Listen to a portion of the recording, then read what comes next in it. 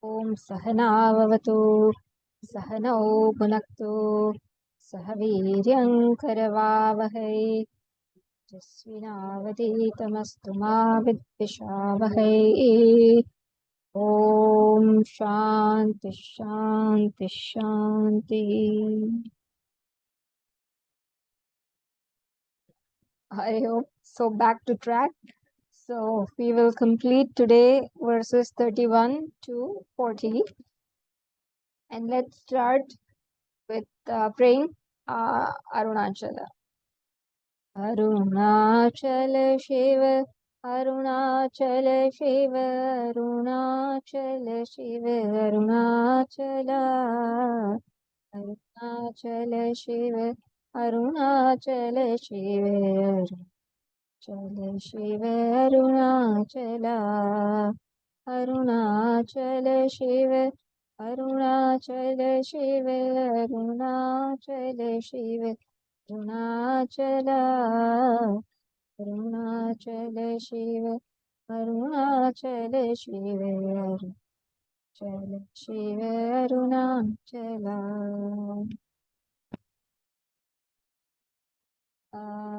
So let's start with the verses 31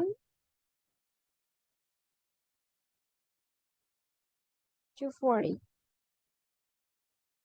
So we will recite the verses once as usual and then go over the verses one by one.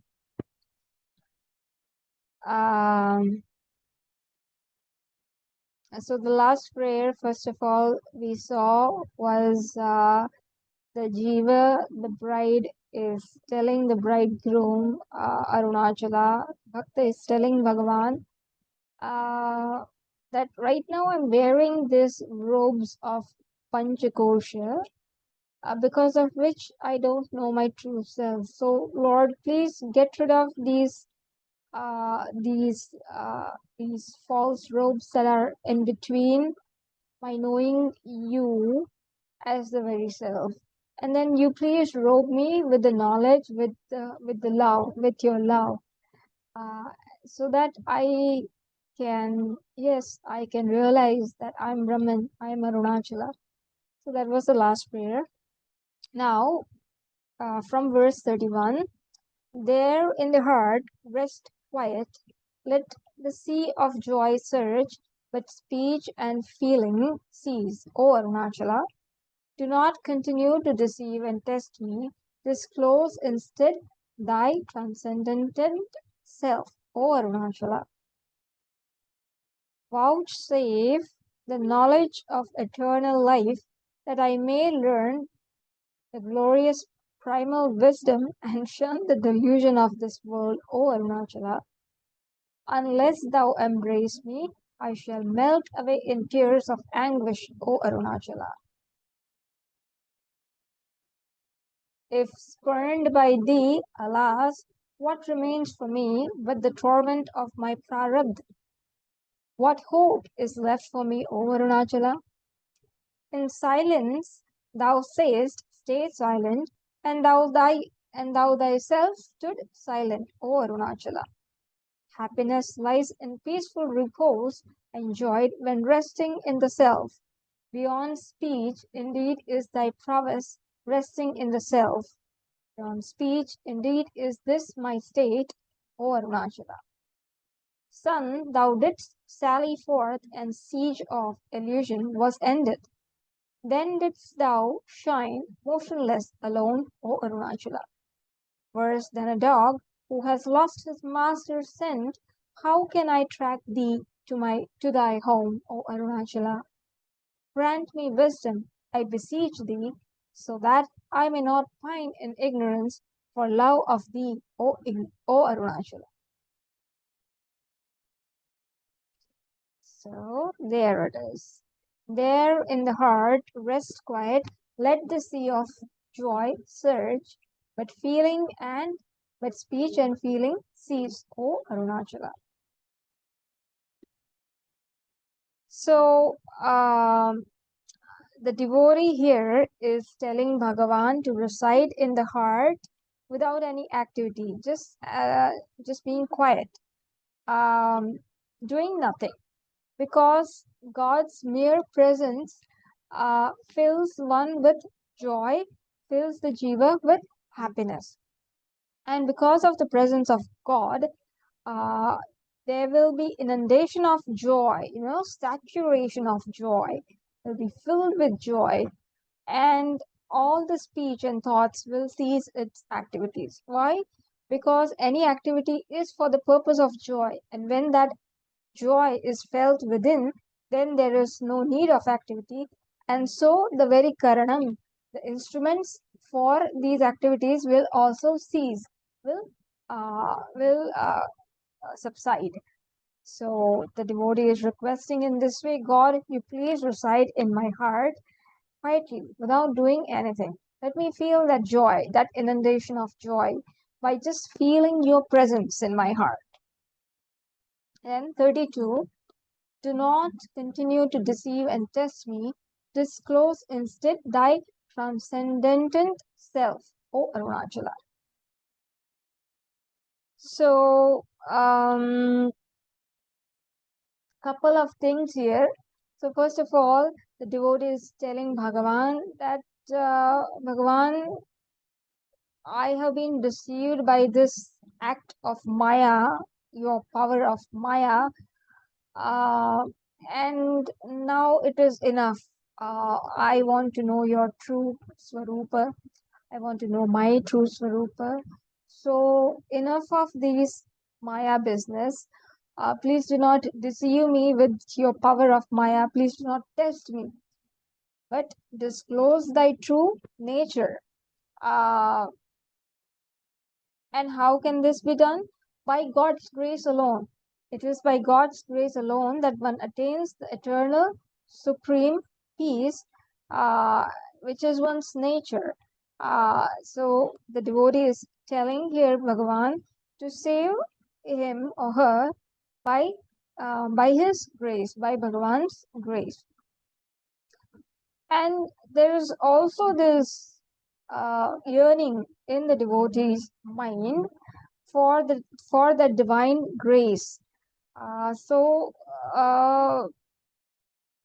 the devotee soul pants for the divine grace and appeals to the Lord to reveal the luminous form that appeared before Brahma and Vishnu. So, as I think in the introduction we said how Lord Shiva appeared as a column of endless column of fire before Brahmaji and Vishnuji, and they could not find either the end or the beginning, and ultimately they bowed down to the Lord, they saluted, and they understood that this is the Param Brahma himself.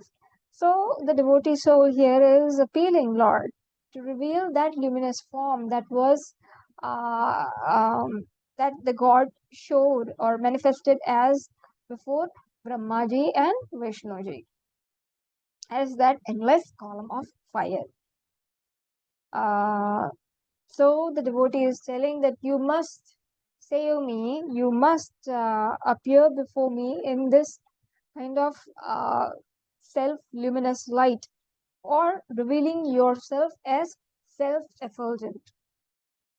You can also say that the devotee is trying to request that because Brahman is known as self, which is supposed to be self-effulgent, so the devotee is trying to pray, is praying that Bhagavan, you are self-effulgent, so you please uh, um, reveal within my heart that self-effulgent nature of yours. uh, let me let me uh, let me enjoy that self-effulgence myself. uh, Let me enjoy that self-effulgence of Brahman. How? Not as something different from me, but as my very self. Let me enjoy that. You please appear to me in that luminous form, and let me become one with that self luminous form, with that self-effulgent nature of yours. Then verse 33. Let me see if there is a different reading for 33. Um, huh. So, because this is, yeah, there is a simple wording here. Show me how to abandon this worldly knowledge and acquire the saving wisdom, O Arunachala. So, two things are being talked about here. Uh, Actually, there's even another reading here. Let me pull out that other reading. Divine 17, 30, we are in 33. Okay, so there is another reading. O Arunachala, reveal the signs of perfection so that I may cease from deluding the world through learning the art of jugglery. Um,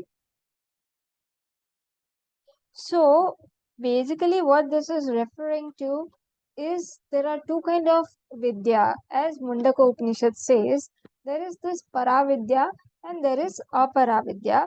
And Mundaka Upanishad says that one should know both. Uh, and only when you know both, you will know, one should know Aparavidya as well. And then know the limitations of Aparavidya and then understand that no. Uh, where the apara vidya has its limitations, para vidya is limitless. It is capable uh, of achieving the prime or realizing. Achieving is not the right word, or making me realize the true self, which is the parama purushartha. So the devotee says here that the power of Maya is marvelous, no doubt about it. This is Maya is a Shakti of Bhagavan, and it is just deceiving, and it is just incredible. Sometimes you get lost in it. Yeah, the whole universe is set so that in any field, if you try to analyze it, it is just mind-boggling, whether it is geology or geography or botany or whatever. So the devotee says that enough of your Maya. Um, your Maya is marvelous, no doubt, but you can get lost in it. Uh, and um, so so there's also this aspect that sometimes with this aspect of Maya or even the Saguna Upasana, etc., one can attain siddhis, one can attain a lot of powers, but then one can get lost with that Param Purushartha, that this is not the end of it. There is something more to it. So the devotee here realizes that entire aspect of what is available and what more could be available for a seeker, especially when that goal is clear, that what I want, Varanam, is what I want. When that thing is clear, then the devotee is able to make that judgment for himself or herself. So, so the devotee tells that I don't want to fall for this apara vidya anymore. I have dwelled in this apara vidya enough, and yes, no doubt it is marvelous. You can get lost. No doubt it can give you great powers, but it still falls in the realm of limitedness. Uh, it does not give the lasting happiness that I'm seeking, and it actually drags the seeker into delusion even more. Um, it is like muck. More you try to get out of it, more you kind of get stuck in it. So the devotee, thus realizing the limitation of Maya or Aparavidya, asked for Paravidya, the higher knowledge, through which he would or she would realize the supreme self.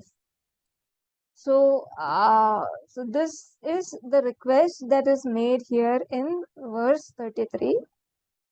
And just of reference, I think we'll just go over that Paravidya and Aparavidya. This is quoted from this Paravidya and Aparavidya comes in Mundaka Upanishad, as many of you will know. And there the mantra says, Dve vidye veditavye iti hasma yad brahma vido vadanti para chaiva apara cha. So there are two vidya, apara and paravidya. Both of them should be known. This is what the Vidvana learned say. Aparavidya is inferior and compared to that, and paravidya is supreme. And then what is aparavidya? There they also define tatra apara rugvedo yajurvedah samavedo atharvedah shiksha kalpah vyakaranam niruktam chandah jyotisham iti.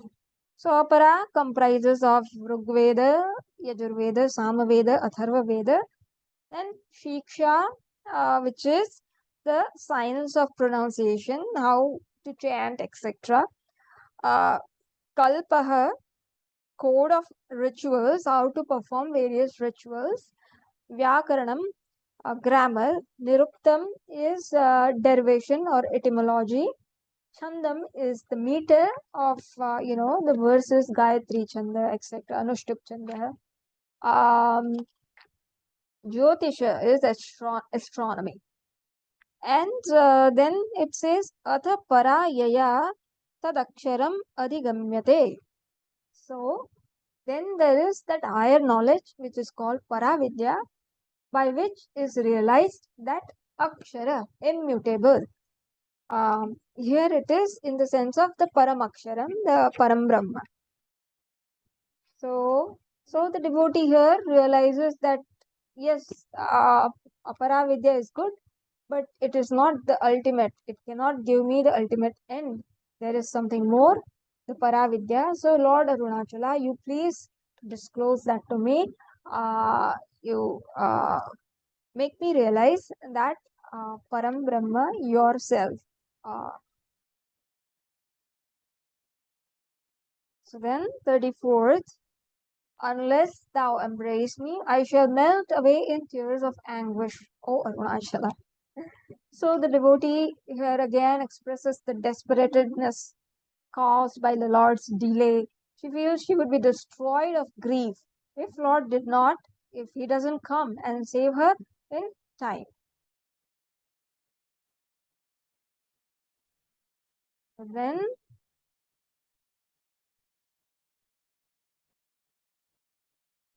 verse 35, if spurned by thee, alas, what remains for me but the torment of my prarabdha?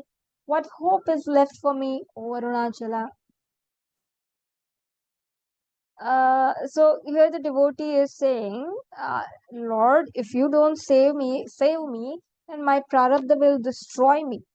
And Lord, you are capable of saving me from prarabdha, and you alone are capable of saving me from my prarabdha. Because nothing is impossible for you, God. Not even to change one's prarabdha. So, if God, you don't change my prarabdha and save me from this destruction, then who will save me? Nobody can. So, it's again, it's not a question, but it is like, yes, nobody can. Then it's the whole, it's uh, that taunt that nobody except you can save me. It continues in the verse 36 on how Bhagavan answers to the devotee's remark that who can save me from from this torture or from the destruction by my prarabdha. So Bhagavan responds in some ways. So we shall see that in silence thou sayest, stay silent, and thou thyself stood silent, O Arunachala. So to the devotee's words, Lord responded, how? In silence. And the answer is revealed in silence. So the devotee expresses this, that silence is silence and not the speech is the means to save this devotee from destruction, because speech and thought are, yes, required to for the spiritual pursuit and to know Bhagavan, but it has its limitations. So up to a certain point, yes, you can use speech and thought to inquire into the nature, but after some point, uh, the means adopted or means required is silence, because karanam, because this is something that cannot be reached by karanam. Na tatra chakshur bhati, na tatra suryo bhati, na chandra tarakam. Uh, or so I'm thinking about Kenopanishad and I'm quoting another thing, but that also is true. I guess the Bhagavad Gita also is true, uh, that it is the light of the lights. So there, the na tatra chakshur gacchati navag gacchati. Okay, now I'm back to Kenopanishad. Uh, uh, na tatra chakshur gacchati navag gacchati. So you please stop. Then the Guruji tells you, please stop knowing it through the means of through the regular means of the karanam, of external and internal karanam, uh, external ears, eyes, etc., and internal mind. So stop doing that because it doesn't have its reach there. It is even the cause of those karanam. So the karya effect does not have the reach in cause, in the karanam. So that's a technical thing. So forget about it if it is too complicated. We just want to invoke some devotion. So the devotee expresses that God, after a certain point, it is just by silence that I can reach you, and you have responded me in by that very means, by remaining silent. Um, but what kind of silence is that? Is it just mere not expressing by words? Excuse me. No.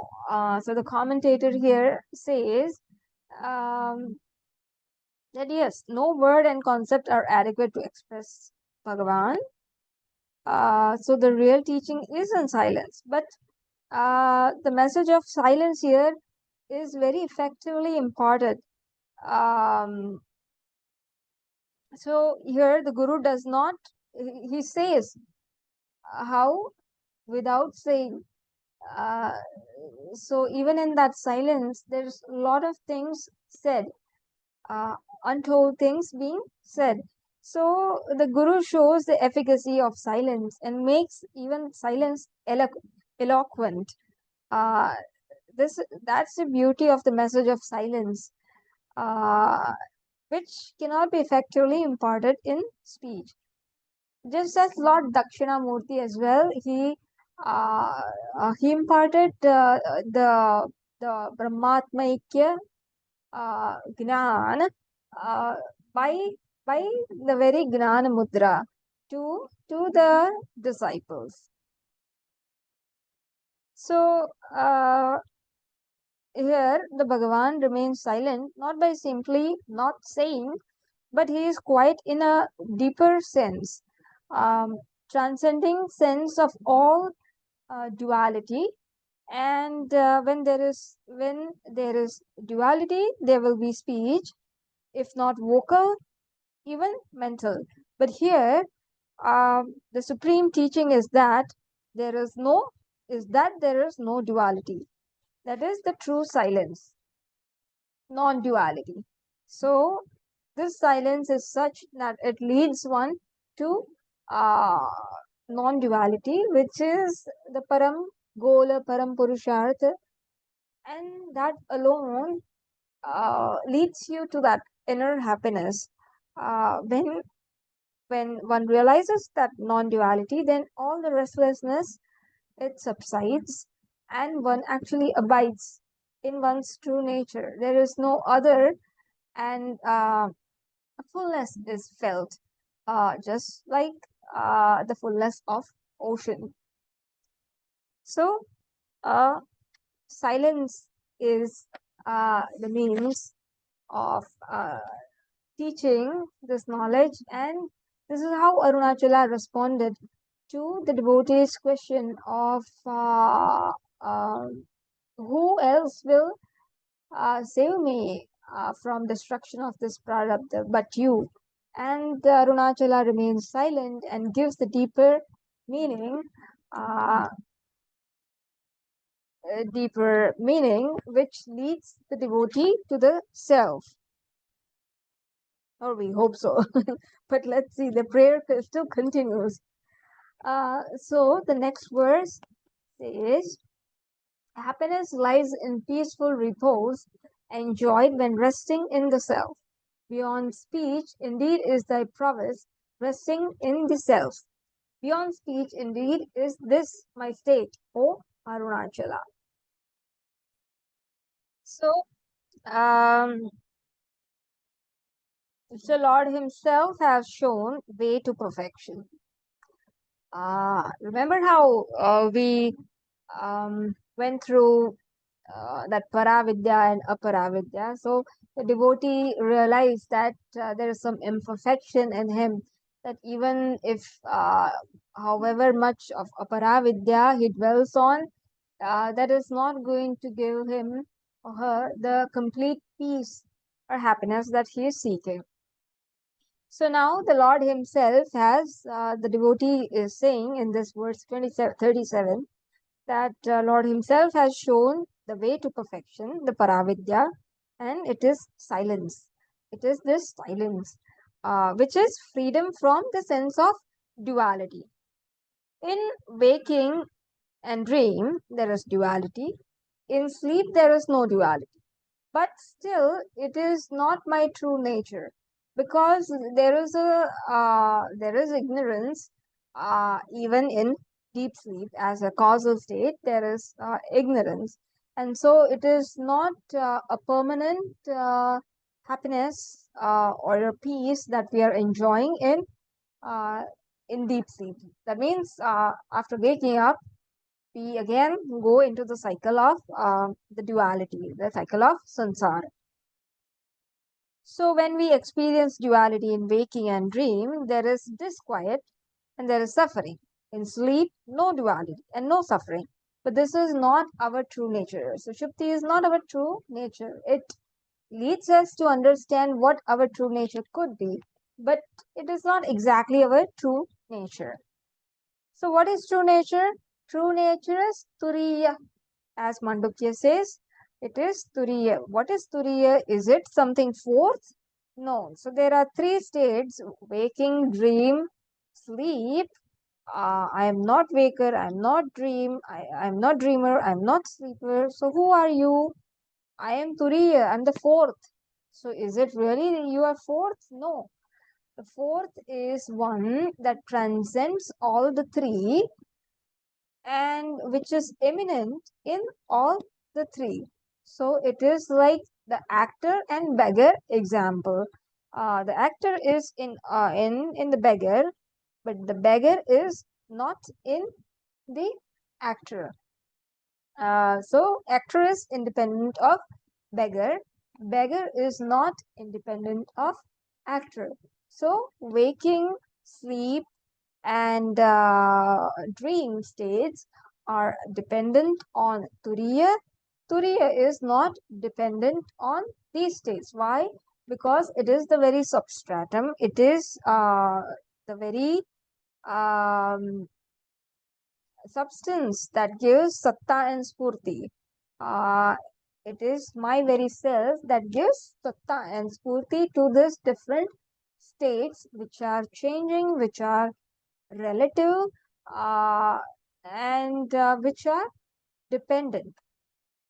So, Turiya in this way is the supreme goal. To know myself as Turiya, meaning transcending all the three, all the states, all the three meaning all the states, and all of my conclusions about myself, transcending that, Turiyam is that. But Turiya is also eminent through all of them. So it also forms the very substance because of which all these notions that I entertain has its basis. So, what is that Turiya? It is waking sleep or uh, sleeping without sleeping, or waking to the sleep, deep sleep, waking sleep. So this is what is actually meant here by um, happiness and sleep. See, there are different readings. So here we read, okay, yeah, happiness lies in peaceful repose. Yes, so happiness and peaceful repose are being talked about. So this is what is actually Turiya, our true nature, is what is implied by this verse. Mm. Yeah, I mean, I have two other wordings, but we will stick to this one.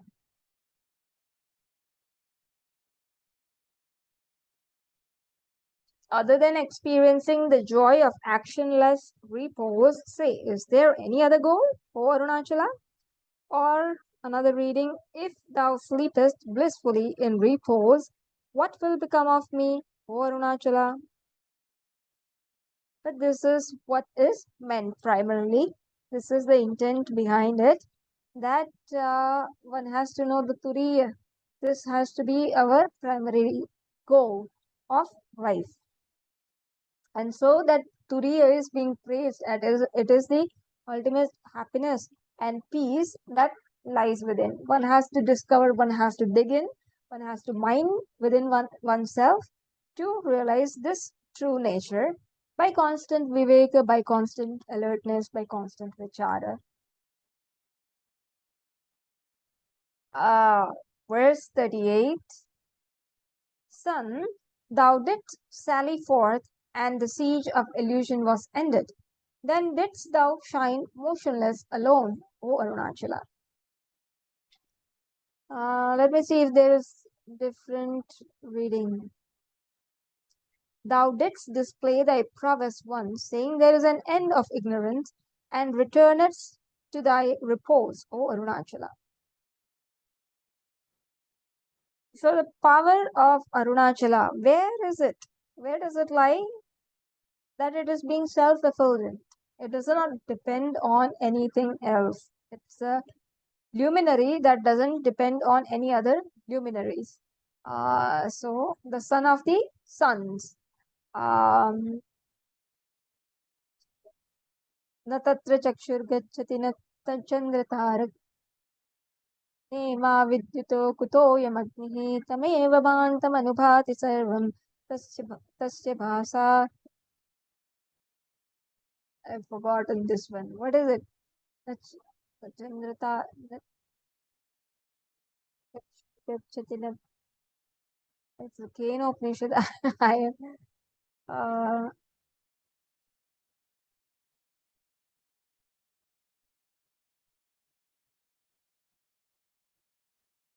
okay. So uh, न सूर्य न तत्र न तत्र सूर्यो न तत्र सूर्यो भाति न चन्द्रतारकं नेमा विद्युतो कुतोऽयमग्निः तमेव भान्तमनुभाति सर्वं तस्य भासा सर्वमिदं विभाति. So again, you are the luminaries. Okay, wait a minute. Is this thing paused? You can see it, right? Share the screen. There it is. So yes, it is the luminaries of the luminary. It is the ultimate luminary that illumines everything. The ultimate in the sense it is the independent luminary that does not depend on any other luminary to be and to shine. So the power of Arunachala lies in its nature of being self-effulgent, son of knowledge. When he arises in the heart, when knowledge arises in the heart, ignorance is dispelled.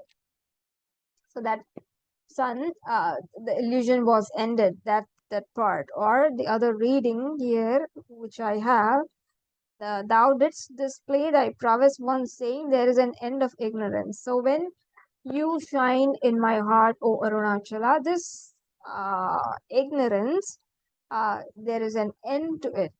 The ignorance in my heart is dispelled. However, there is no real rising and setting.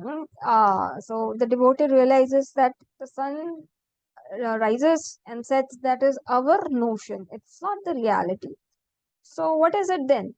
It is only we who turn towards its earth rotates or revolves, right? So it is just me, or it is just the devotee who has turned towards or away from you, which makes this whole thing appear as if you rise in my heart, or you have not yet. So it is just my effort, or my turning towards you or not turning towards you, which characterizes this notion that you have risen in my heart, or you are yet to rise in my heart. But here the devotee says that when you rise in the heart, the ignorance, it gets dispelled. However, there is no real rising and setting. Only we turn towards you. There is no movement for the Supreme Spirit. It is only our imagination. And when we realize your true nature, we get rid of this blinding darkness of delusion. So this is so. Please shed off this ignorance. How? By displaying your wisdom in my heart. In my heart, because it is in the heart where I am going to realize that Brahman is selfless. Brahman, that Arunachala I am not different from Arunachala. I will know that oneness. Then verse 39 says, worse than a dog who has lost his father's scent, how can I track thee to thy home, O Arunachala? So devotee realizes her smallness here and helplessness in the glorious presence of Arunachala, her Lord. And then there's this analogy of dog. Just as this dog has no right to demand entrance in a temple, in a holy place, so also this jiva, by her own effort, how can it enter this holy place, Arunachala, this holy place of Arunachala? No, it cannot. It cannot even reach the feet of the Lord. So, Lord, you have to make it happen, because the jiva cannot, by his own uh, or her own effort, even reach the feet of the Lord. Even to be able to worship his feet, your grace is necessary. Uh, and jiva should resign to Lord's care. Lord cannot escape saying, you are unfit, get away. It is his duty to make the soul fit, and etc.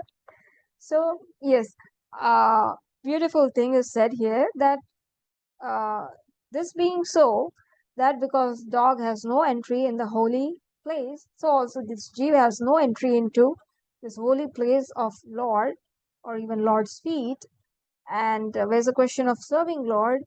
So all this requires grace. So I am constantly seeking for grace from you, Bhagavan, O Arunachala. Um, and so, Lord, since this is so that I myself am not capable of this uh, this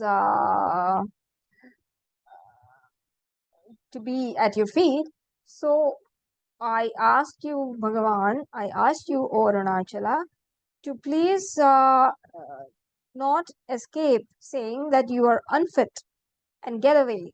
It is, uh, it is in fact your duty to make this soul, the jiva, fit and accept her. If right now I'm not able to be at your feet, then please make me fit so that I am capable of being at your feet, of serving you, and because that is the way I will know you. There is also this another reading or another interpretation of the verse. So, just as a dog who is separated from the master, he effortlessly, um, he tirelessly works to track the master down. So, also I, who feel separated from you, I will join you, Lord, by inquiry. But effortlessly, I will make myself try to see the fact by inquiring into my true nature, into your true nature. And so, just as the dog does this effortlessly and ultimately wins, ultimately he sniffs the scent of the master and reaches, so also I will reach. How? By what scent? By the scent of vichara, by this scent of inquiry. And the last one for today, I think, verse 40th, is going very slow than I thought because it is pretty intense. Like all of them is full of Vedanta. I thought it would be quite quick, but I'm actually happy that I feel that it is not just dry Vedanta. I feel these verses are full of emotions and love. We can see that intense emotions that Bhagavan Ramana Maharshi expressed towards Arunachala. And like how much tapas did Bhagavan did. Uh, the boy of 17 did a tapas for 11 or however many years, quiet in silence, trying to dwell in this vision that he had. And for him to come up with something of this sort, which is almost equivalent to uh, what we listen and hear or read in Bhagavata, in that Ras Leela by gopis. Uh, it is so I just feel that it is that integration of heart and head, like it, because as human beings we have this requirement both at emotional level and intellectual level, and this verses I find it gives both. It gives that emotional connection uh, that the bhakta wants with Bhagavan, and yet it also gives that ananya bhakti. So it actually, how to do ananya bhakti? This is how you do ananya bhakti. It has the element of devotion. It also has the element of knowledge, without lacking um, any of them, and it leads to joy, utter joy. It is not dry. It is utter joy when we understand, when we contemplate on these verses. Um, and in fact, I do realize I was just initially going to do it once, but I have realized that just even repeating this, like studying this, just contemplating on these verses every few months or so, it actually Varanam. How to do Varanam? This is how you do Varanam. That commitment will increase, that focus will increase, the love will become more intense, the love for that commitment. and both that emotional aspect and intellectual aspect will satisfied by something of this sort. It's just surprising how I'm very much surprised by these verses, but and I'm very happy that I chose these. I came across this first of all in our library, and I actually read it. And I guess Arunachala gave us this idea to go through these. So, okay, let's go for verse 48. Grant me wisdom, I beseech thee, so that I may not find in ignorance for love of thee, O Arunachala. Okay, so this is again another beautiful one. So love for God is good, but love without knowledge will only end in weariness of the soul. Oh, so what I had been saying, it almost blends into what I want to say next, or what this verse wants to say next.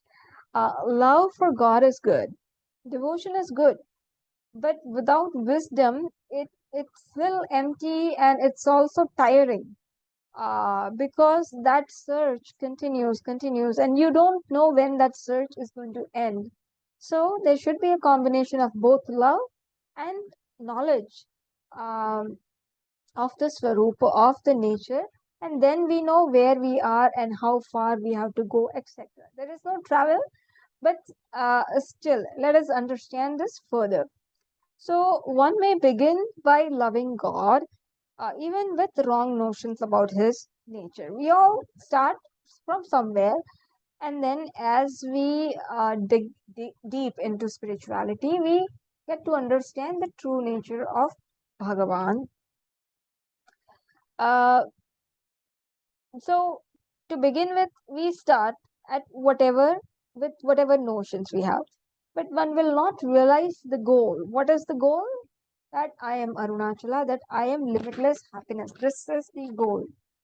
Uh, and non-duality, and that is non-duality. This is the goal. So this I will not realize this goal without true knowledge of God, by just knowing God as something different from me, from something separate from me. uh, it will not give me the satisfaction and love that I'm seeking. He will always remain separate from me, and I want that oneness with God. Um, so here the commentator says that since darkness of ignorance is what binds the soul, it is only the light of knowledge that will remove the bondage. So, what is darkness? Taking God to be different from oneself. This is not true knowledge of God. And so, what is knowledge? Knowing non duality between God and self, that Arunachala I am Brahman, I am not different from Arunachala or Brahman. This vision of non duality is what liberates a jiva. So, the commentator here says in Panchadashi also there is a similar example of how there are two travelers, they are traveling, both of them are close to the destination, but one of them knows that he is actually close to the destination. Other one also, even though he is close, but he doesn't know. So the one who knows that he is close to the destination, like both of them have been walking since quite a long time, both of them are tired. But the one who knows that no, okay, now it is just so far, or now I'm just about to reach, for him, he is going to feel relaxed, and he is not going to feel as much tired as the other one. The other ones, because of lack of knowledge, he's going to feel more tired because he doesn't know when the end is. So that weariness is caused by ignorance. So that is the importance of knowledge. That it it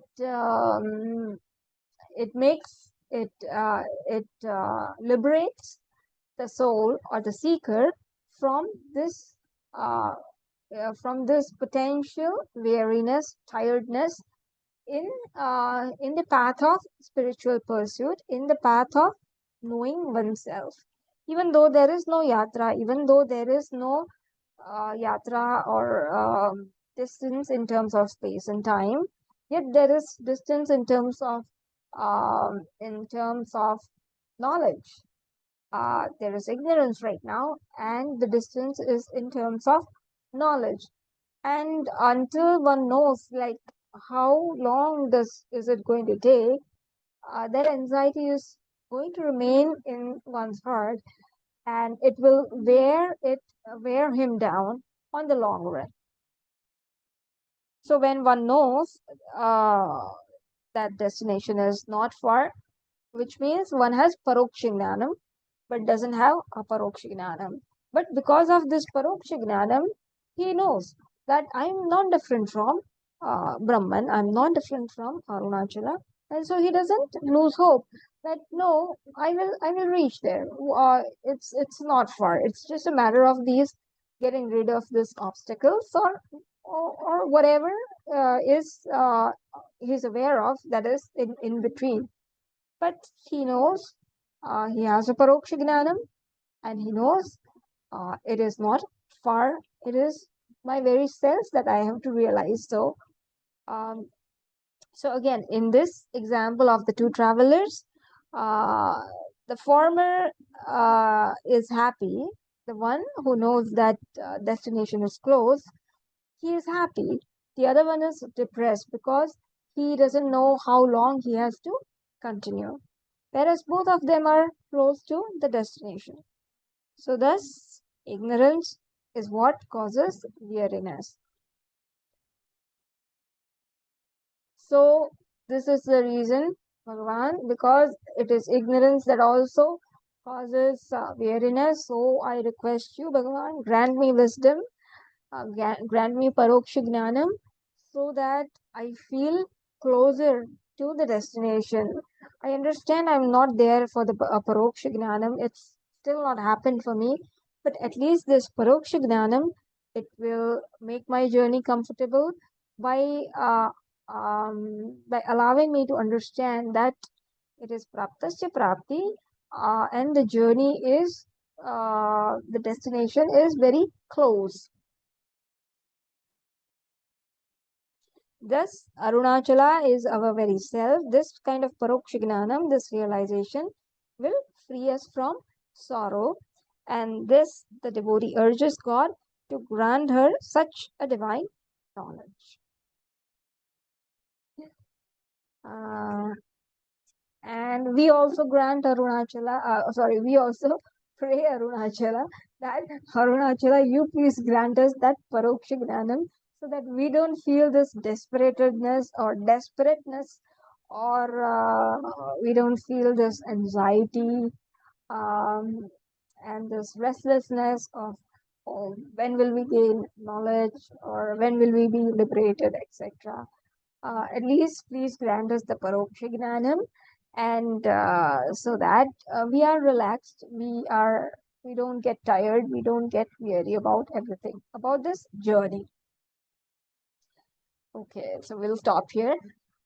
Arunachala Shiva, Arunachala Shiva, Arunachala Shiva, Arunachala, Arunachala Shiva, Arunachala Shiva, Arunachala Shiva, Arunachala,